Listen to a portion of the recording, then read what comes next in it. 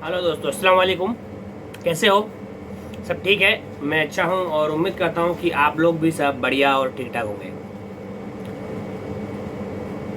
3-4 दिन से जो सीमा पर जो मामला है, पहले इंडिया पाकिस्तान में चलता था, लेकिन अभी जो है ना, कुछ महीनों से तकरीबन 20 हफ्तों से कंटिन्यू जो है चाइना के साथ गर्माहट का देखा गया। और आपको पता है कि पिछले दिनों जिस तरह से हमारे सेना के जवानों ने इस बात की कोशिश की थी कि बगैर हथियार उठाए चीन के छोटी आंख वालों को फिर से पीछे भेज दिया जाए, इसकी कोशिश की बगैर गोली चलाए। लेकिन चूंकि उन्होंने शांति का प्रयोग किया, इसलिए धोखेबाज और छोटी आंख वालों को इसका मौका मिल गया और उन्होंने भारत के 20 सैनिकों को शहीद कर दिया और कई जो है ना घायल भी हुए थे। आपको पता होगा कई दिनों से ये बातें चल रही थी और एक बात और चल रही थी, ख़ास तौर से हमारी गोदी मीडिया में, जो इसको यूँ कहो कि कातिल मीडिया में। जी हाँ, इसके बारे में आपसे बाद में बात करूँगा मैं कि कातिल मीडिया क्यों है। क्योंकि हमारे देश में झूठ को सच साबित करने के लिए कातिल मीडिया का ये एक कार्टून है। इससे आपको पता लगेगा कि मीडिया किस तरह से कातिल हो गया है। और इस बात को तकरीबन 2-4 साल से 4 साल से तकरीबन रवीश कुमार बोलते आए हैं एनडीटीवी पर, और वो आज देखने को मिल रहा है। देखिए कार्टून। का सिस्टम हुआ करता था कि रक्षा मंत्रालय कवर करने वाले अलग से रिपोर्टर संपादक हुआ करते थे, स्वास्थ्य मंत्रालय कवर करने वाले अलग से रिपोर्टर और संपादक हुआ करते थे, और इस तरह एक न्यूज रूम में कई तरह के संपादक होते थे जिनसे आप बात करते थे, जानकारियां लेते थे और मुद्दे को समझते थे। अब यह सब हर जगह ध्वस्त हो चुका है। बीए के इम्तिहान में आपने देखा होगा कि कई छात्र जवाब ना मालूम होने पर पन्ने भरने लग जाते हैं। वही काम अब एंकर करते हैं। कोई सूचना नहीं है मगर पन्ना तो भरना है। अभी 2 महीने से एक ही टॉपिक चल रहा है न्यूज चैनलों में। यह कुछ और नहीं बल्कि पन्ना भरना है। अब देखिए, हर कोई जानता है कि चाइनीज प्रोडक्ट टिकाऊ नहीं होता है, मगर सस्ते के लालच में आप खरीद लेते हैं। न्यूज चैनल भी एक तरह के चाइनीज प्रोडक्ट हैं। कोई सूचना नहीं है, डिबेट के नाम पर पन्ना भरा जा रहा है, मगर आप देख लेते हैं। चैनलों और चाइनीज प्रोडक्ट्स में गुणवत्ता के आधार पर कोई अंतर नहीं पता चलेगा। ऐसी आलोचनाएं पहले भी हो चुकी हैं, पहले भी कार्टून बन चुके हैं। इस यकीन के साथ आपको कुछ कार्टून दिखा रहा हूं कि न्यूज चैनल अभी और गिरेंगे, इससे भी ज्यादा। मीर सुहेल, मंजुल, सतीश आचार्य के कार्टून का भाव ही है कि चैनल हत्यारे हो गए हैं, जो मैं भी कई साल से कहता आ रहा हूं।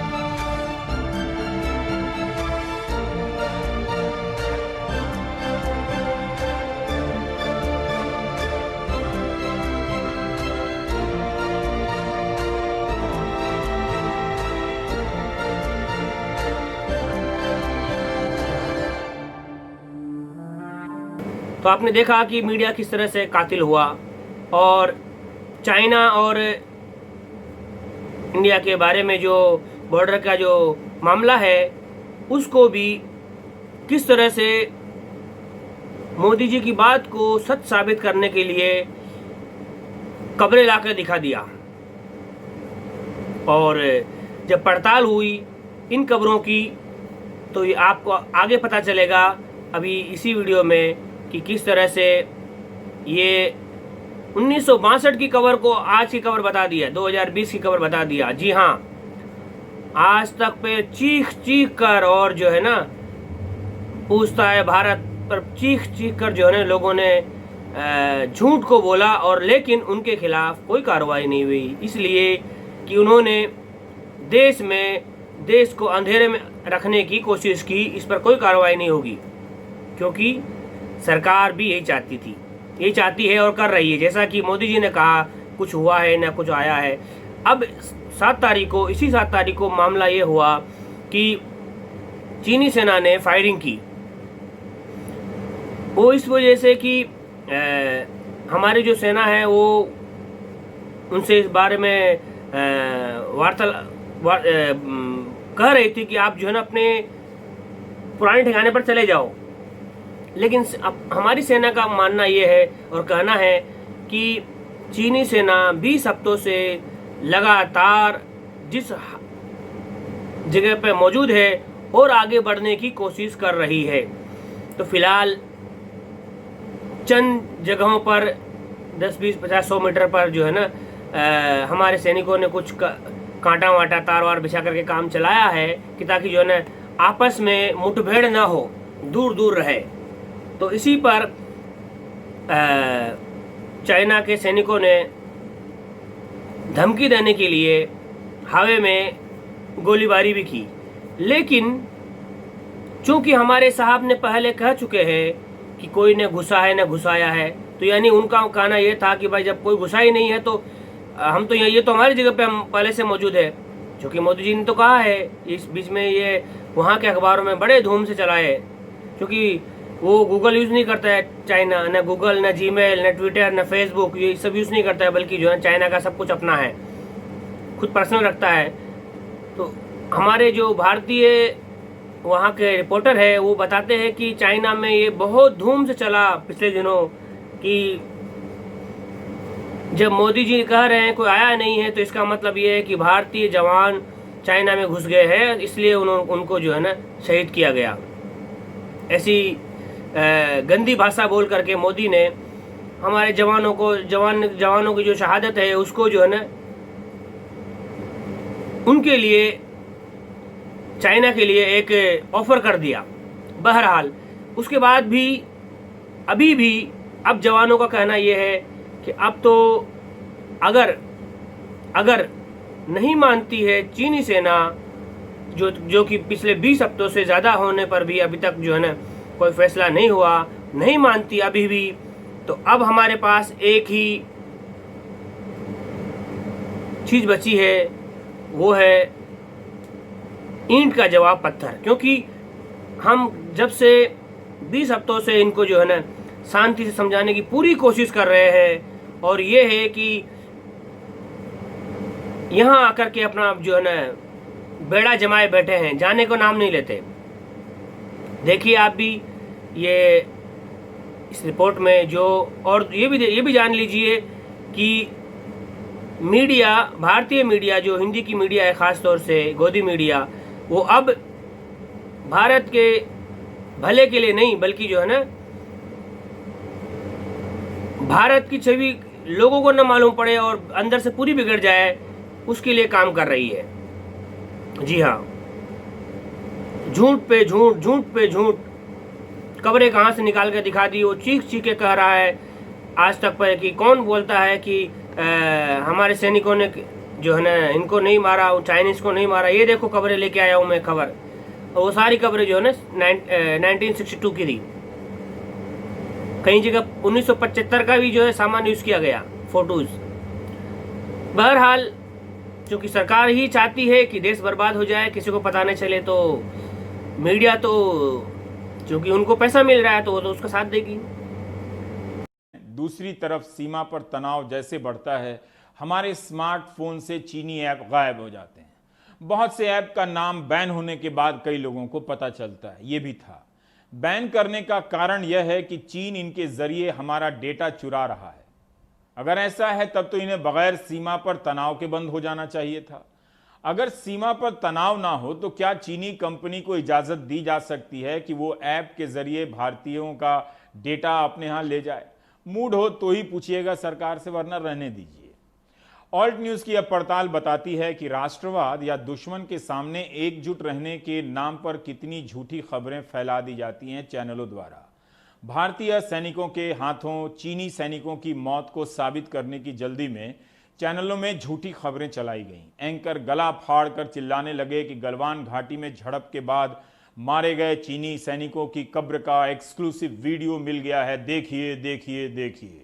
जबकि ऑल्ट न्यूज ने बताया कि यह 1962 के भारत चीन युद्ध के समय चीनी सैनिकों की कब्र है। पुरानी कब्र की तस्वीर दिखाकर गांव-गांव में बात पहुंचा दी गई जो सही नहीं थी। तो आपने देखा कि चाइनीज प्रोडक्ट और चैनलों के कंटेंट में खास अंतर नहीं है। जून के महीने में गलवान घाटी में भारत और चीनी सेना के बीच झड़प हो गई, जिसमें 20 भारतीय सैनिक शहीद हो गए और कई घायल भी हुए। 31 अगस्त को पेंगोंग झील के दक्षिणी छोर पर तनाव बढ़ गया। जब भारत ने अपनी स्थिति मजबूत करने की कोशिश की तो चीनी सेना ने भारतीय सैनिकों को घेर लिया, मगर भारतीय सैनिकों ने बिना एक गोली चलाए चीनी सेना को पीछे हटने के लिए मजबूर कर दिया। यह हमारी सेना की अपनी बहादुरी का तरीका है। अब खबर आई है कि 7 सितंबर की रात चीनी सैनिकों की तरफ से फायरिंग हुई है। चीन कहता है कि भारतीय सैनिकों ने फायरिंग की है, भारत कहता है चीन ने की है। भारतीय सेना ने एक बार फिर से चीनी चालबाजियों की झूठ की पोल खोल दी। पहले चीनी सेना ने दावा किया कि भारतीय सेना पूर्वी लद्दाख में उसके इलाके में अवैध तरीके से घुसपैठ की। न केवल एलएसी पार की बल्कि चीनी सैनिकों पर फायरिंग भी की। भारतीय सेना का ये कहना है कि पूरी तरह से चीनी सेना का प्रोपगंडा है। उल्टे चीनी सेना लगातार सीमा पर उकसावे वाली और आक्रामक कार्रवाई करती जा रही है, जिससे सरहद पर हालात लगातार खराब होते जा रहे हैं, तनावपूर्ण होते जा रहे हैं। भारतीय सेना का ये कहना है कि 7 सितंबर को चीनी सेना भारत के फॉरवर्ड पोजीशन की ओर आगे बढ़े। जब भारतीय सेना ने उन्हें रोका और उनका पीछा किया तो भारतीय जवानों को डराने के लिए उन्होंने फायरिंग की। इसके बावजूद भारतीय सेना ने संयम और सूझबूझ का परिचय दिया। सेना का ये कहना है कि वो सरहद पर शांति बहाली के लिए प्रतिबद्ध है। उसकी कोशिश है कि किसी भी तरह सीमा पर हालात सुधरे, लेकिन इसके लिए सबसे पहले ज़रूरी है कि चीनी सेना अपनी पुरानी जगह पर जाए, खासतौर से जो अप्रैल 2020 के पहले वाली जगह है जहां पर चीनी सेना मौजूद थे, वहां पर जाएं। और उन्होंने सैनिकों का जमावड़ा जो सरहद पर किया हुआ है उसे अपनी पीछे पुरानी जगह पर लेके जाएं। कोर कमांडर से लेकर ब्रिगेडियर स्तर पर जिन बातों पर सहमति बनी उस पर अमल करें। कम से कम ग्राउंड फोर्स जो है, ज़मीन पर जो चीनी सेना है वह उकसावे वाली कार्रवाई ना करे, ऐसी हरकत ना करे जिससे हालात बिगड़े। अभी जो सीमा पर हालात बने हुए हैं वो गंभीर और नाजुक बने हुए हैं। वह तब जब शुक्रवार को भारत और चीन के रक्षा मंत्री मॉस्को में मिले थे। यह सहमति बनी थी कि बातचीत के जरिए मामला को सुलझाया जाएगा, लेकिन लगता नहीं है कि हालात सुधरे हैं। अब सबकी नज़रें 10 सितंबर को मॉस्को में होने वाली भारत और जो ये लोन का मामला है, जो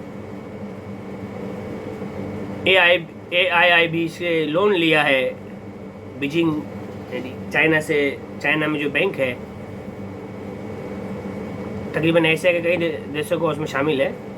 बहरहाल जो चाइना में जो बैंक है उससे भारत सरकार ने जो लोन लिया है, अभी जिस दिन हमारे जवान शहीद हुए थे उसके दूसरे दिन ये लोन भारत आया और उसके बाद भी जारी रहा और अब और लेना बाकी है।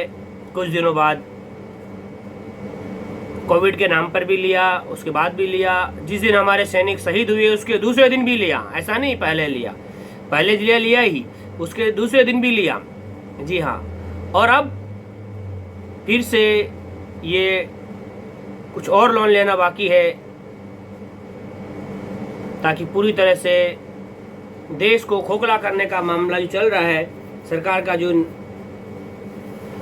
एक प्रोपेगेंडा है कि किस तरह से भारत की 95% जनता जो है ना इतनी गरीब हो जाए कि उनको अगर 2 वक्त की रोटी उनको मिल जाए तो वो उसी को जो है ना कामयाबी समझने लगे। उस मकसद तक पहुंचाने के लिए आरएसएस के उस एजेंडे को पूरा करने के लिए भारत सरकार बहुत जोर से काम कर रही, जोर शोर में। इसलिए जो है ना जितने भी भारत में जितने भी पुरानी चीज़ें हैं और बनी हुई चीज़ें हैं, बनी हुई कंपनियां हैं, सब बिक रही है। और आगे आगे देखो, सब जो लोग आज हमको गालियां दे रहे हैं मुखालिफत करने पर, सरकार की मुखालिफत करने वालों को, और हम यूँ कह रहे हैं कि भाई बेचना गलत है, शिक्षा के साधन हो या यातायात के साधन हो या एयरपोर्ट्स हो और या कंपनियां हो, जो भी हो, बेचना मुनासिब नहीं है। इसलिए कि इसमें लाखों लोगों की और बैंक, इनको लूटना मुनासिब नहीं है। ये हम जो सरकार की मुखालफत कर रहे हैं, इसके ऊपर हमको जो ये अंधभक्त किस्म के लोग हैं ये गालियां दे रहे हैं। कोई बात नहीं है, लेकिन याद रखना एक दिन आएगा कि अंधभक्तों की आंख खुलेगी, लेकिन वो वक्त उनके लिए सिर्फ एक ही काम में आएगा, क्योंकि देश तो बर्बाद हो चुका होगा। अब उनकी अंधभक्ति कुछ काम नहीं आएगी, उनके हाथ में सिर्फ एक ही चीज़ बाकी रहेगी आखिरी, वो है कटोरा। जी हाँ, क्योंकि अगले को 35 साल का एक्सपेंस लेके आया है कि 35 साल का एक्सपेंस होने से वो देश के 95% लोगों को भिखारी बना के छोड़ेगा, इसका उसने अहद किया है। और उसमें सबसे बड़ा योगदान उन अंधभक्तों का है जो अनजाने में और जानकर भी सरकार के बुरे कामों का साथ दे रहे हैं। हम जिस देश में रह रहे हैं, जिस देश में पैदा हुए हैं, बड़े हुए हैं, वो देश के साथ जो गद्दारी करने वाले हैं, चाहे वो सरकार में है तो क्या हुआ, हम उनकी मुखालफत करना चाहिए। लेकिन अफसोस की बात यह है कि चंद टकों की लालच में, जैसे आपने देखा होगा, मैंने मुंबई में कई मरतबा देखा है और कई जगह लोगों ने देखा होगा और सुना होगा, किताबों में पढ़ा होगा कि कुछ लोग ऐसे होते हैं जो सब कुछ बेच देते हैं। कुछ लोग अपने घर वालों को बेच देते हैं, बहन भाई माँ बाप सबको बेच देते हैं। ऐसे ही ये अंधभक्त चंद टकों के लिए वतन को बेचने वालों के साथ हो गए। कल को इनका भी इतिहास लिखा जाएगा और इन पर भी ऐसे ही इनकी औलाद थूकेगी, जैसा कि मरे हुए कुत्ते पर थूकते हैं। मरे हुए कुत्ते को कोई घर में लाना पसंद नहीं करता, वैसे ही, बल्कि देखना भी पसंद नहीं करता, वैसे ही इन अंधभक्तों के नाम से लोग चिढ़ेंगे। जी हाँ, मैं उम्मीद करता हूँ कि शायद आपको समझ में आए और जो कुछ बाकी अब तक जो हमारा देश बर्बाद हो चुका है, जो कुछ बचा है उसको कम से कम पकड़ ले और बर्बाद ना होने पाए। आपको पता है जीडीपी एशिया में 2 देशों की जीडीपी सबसे नीचे है, उसमें दूसरे नंबर पर भारत है। जी हाँ, नेपाल उतना नीचे नहीं गया, प्लस में है। बांग्लादेश बहुत प्लस में है, 6-8% पे चल रहा है, पहले 6 में था, अभी 8 के करीब चल रहा है। और यमन जैसा देश, और तो छोड़ो, अभी कितना नुकसान हुआ है इसका, कई अरब ममालिक है, सीरिया है, लीबिया है, लेबनान का, क्या कुछ नहीं बचा। फिर भी उस भारत से उसकी स्पीड अच्छी है, 5% माइनस में है, और भारत 23.4%। मुबारक हो वक्तों, बजाओ ताली। कल को जो है ना, ये कटोरा आपके हाथ में आने वाला है, ये माइनस का, फिर लेकर के अपने बच्चों को भेज देना, स्कूल जा नहीं सकेंगे फिर भक्तगण। तो ले कटोरा अपने बच्चों को भेज देना, ये करेंगे। क्योंकि आज देश बेचने वालों के साथ में हो आप, याद रखो। जी हाँ, सरकार की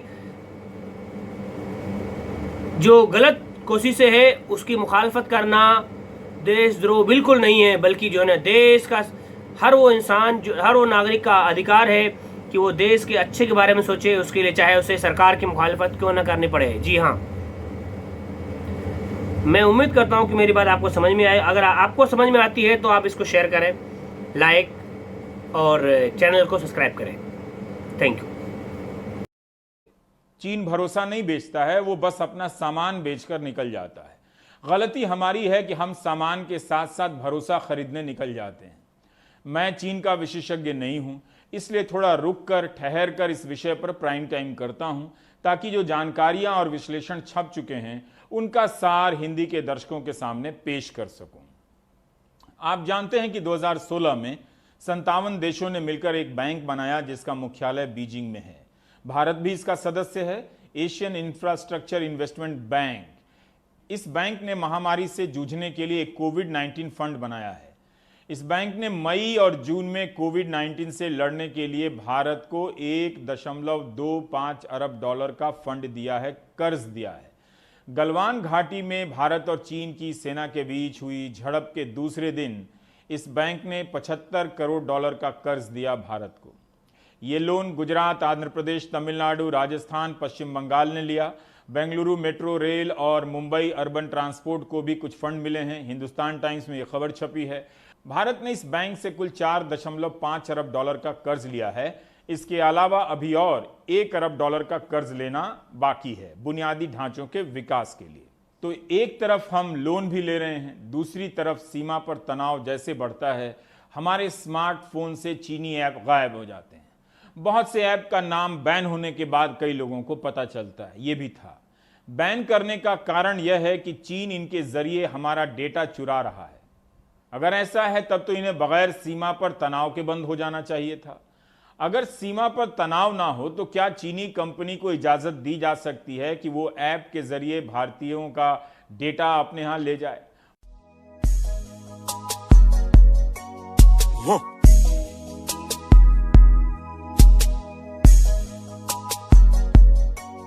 Whoa.